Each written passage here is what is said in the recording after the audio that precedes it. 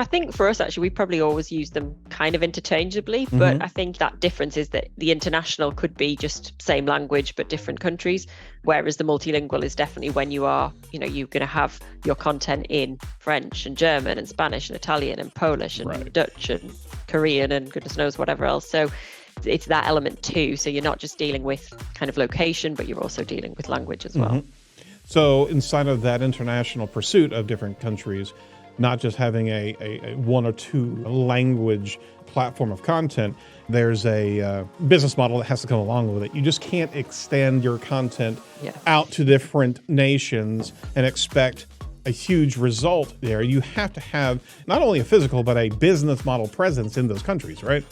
Yeah, I mean, not always a physical presence. You can obviously, depending on what it is that you are selling or offering, then it doesn't necessarily have to be physical. So, of course, especially for, say, SaaS businesses and that kind of thing. Right. I was going to go there. It's kind of, you can do that anywhere. If you're kind of distributing a product that maybe you don't necessarily need a physical office, but you will need distributors and infrastructure. So, I think it's a good point you raise, because that often is forgotten about or comes as a secondary point. It's sometimes businesses will say, we've really got to go international, there's growth, look, China's huge, why aren't we doing something in China? Or we need to just go international. It's okay, but what does that mean? And which countries are going to bring the most returns? Because you might find, if you look at the general statistics, it's got real growth and it's got huge potential and it's got a big audience. But if you can't really service that market very effectively, if the costs of you getting your product there are going to be astronomical, if they don't even really need or want the product that you sell, then there's no point. So